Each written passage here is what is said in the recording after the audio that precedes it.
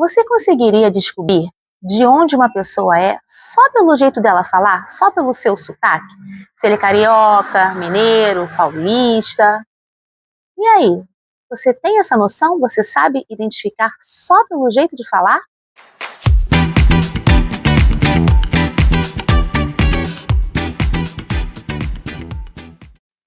Muita gente acha que o sotaque é apenas uma forma de falar, mas ele é muito mais do que isso. Ele carrega história, carrega pertencimento e carrega a identidade daquele povo. Na linguística, o sotaque está relacionado principalmente à pronúncia, à forma como as pessoas pronunciam algumas palavras, como elas são articuladas. Por exemplo, as formas como algumas pessoas pronunciam o S e o R podem variar de acordo com a região em que elas vivem. Isso é uma parte do estudo da fonética articulatória. Mas por que então esses sotaques surgem? Por que são tão diferentes? Os sotaques não surgem por acaso. Quando nós observamos o sotaque de uma região, nós estamos observando ali parte da nossa história, parte de uma história que foi acumulada ao longo de muito tempo e parte da colonização. Vamos começar com o Rio de Janeiro.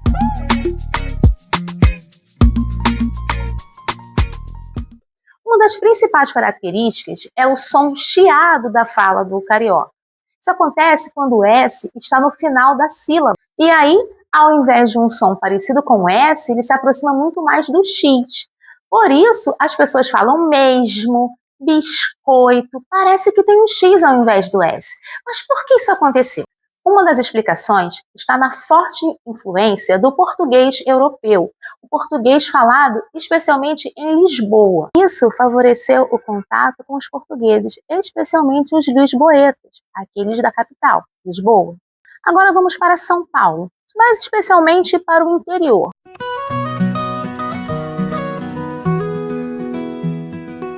Muita gente reconhece aquele R mais puxado como um R caipira. Esse R é conhecido pelos linguistas como R retroflexo. Esse som é ocasionado pela língua curvando-se para trás. Como que isso aconteceu? Pelo contato com vários imigrantes que vinham chegando para São Paulo para poder trabalhar na lavoura. Então, essa miscigenação, essa mistura de várias culturas fez com que esse R retroflexo predominasse e sobressaísse sobre a língua do paulista. E essa é uma das marcas linguísticas mais importantes de São Paulo, Minas, Mato Grosso e alguns locais também do Paraná. E o famoso jeitinho mineiro de falar?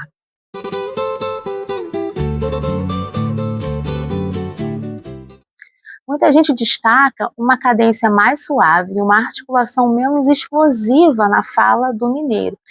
Uma das explicações está no processo histórico de colonização das regiões montanhosas de Minas Gerais. Durante muito tempo, diversas comunidades permaneceram isoladas umas das outras por conta dessa geografia mais montanhosa. Isso favoreceu com que a fala delas fosse diferenciada. Além disso, o mineiro costuma reduzir algumas palavras no final delas. Você já deve ter ouvido falar ser ao invés de você, você ao invés de para você. Isso é uma característica identitária do mineiro.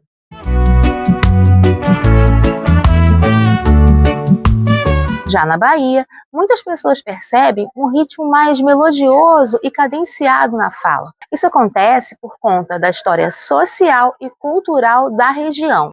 A Bahia foi um dos principais centros de colonização portuguesa e africana, então colheu todas essas informações e o contato com esses diferentes povos fez com que o ritmo e a cadência mais melodiosa aparecesse na fala do povo baiano.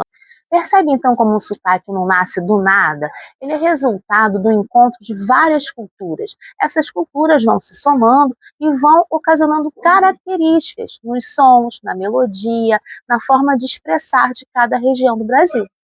Povos indígenas, africanos, portugueses, árabes, italianos, imigrantes de várias regiões que foram colonizando o nosso país, trouxeram então essas culturas e essas diferenças na nossa fala e no nosso sotaque.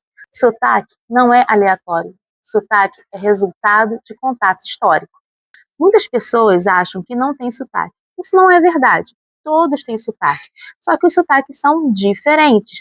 Algumas regiões, elas são mais expostas pela mídia, aparecem mais. Então dá a entender que aquela região não tem sotaque, que é um sotaque padrão, que é um sotaque padrão do Brasil. Mas isso não acontece. No Brasil nós temos vários sotaques, vários falares, todos estão corretos. Você já percebeu que às vezes a pessoa se muda, vai para um outro estado e ela continua falando do mesmo jeito da região dela para manter a identidade? E muitas vezes ela mistura, ela assimila o sotaque da região que ela está com o sotaque dela de origem. E isso é muito legal, isso é diversidade brasileira, porque a língua, você sabe, está sempre em movimento. Alguns sotaques sofrem preconceito, são alvos de piadas e estereótipos, só porque não estão dentro desse padrão que é mais exposto pela mídia. E aí acontece o preconceito linguístico, que nós já falamos lá no nosso vídeo número 2. Se você não viu ainda, segue o card aqui. Do ponto de vista linguístico, não existe sotaque superior. O que existe são formas diferentes de realizar uma mesma fala da mesma língua, da língua portuguesa, do nosso português brasileiro. Quando ouvimos alguém falar, estamos ouvindo muito mais do que palavras. São histórias, trajetórias e identidades. E talvez a pergunta não seja por que as pessoas falam diferente, mas o que essa diferença tem a ver com a nossa vida, com a nossa cultura. Mas e aí? Qual a característica do sotaque da sua região que você acha que mais combina, que mais caracteriza o local onde você mora? Comenta aqui pra gente, fala pra gente que palavras que são diferentes, que a gente tem um sotaque diferente e por que são diferentes. Conta pra gente, me fala de onde você é, onde você mora, você gosta do jeito que você fala. Conta pra gente, eu quero saber. Conta aqui embaixo. Aqui, no Laboratório da Língua em Movimento, a gente estuda justamente isso, como a língua fica registrada na história das pessoas. A língua muda, a gente te explica. Vem pro nosso canal, segue, curte, compartilha. Até o próximo vídeo. Um beijo, tchau!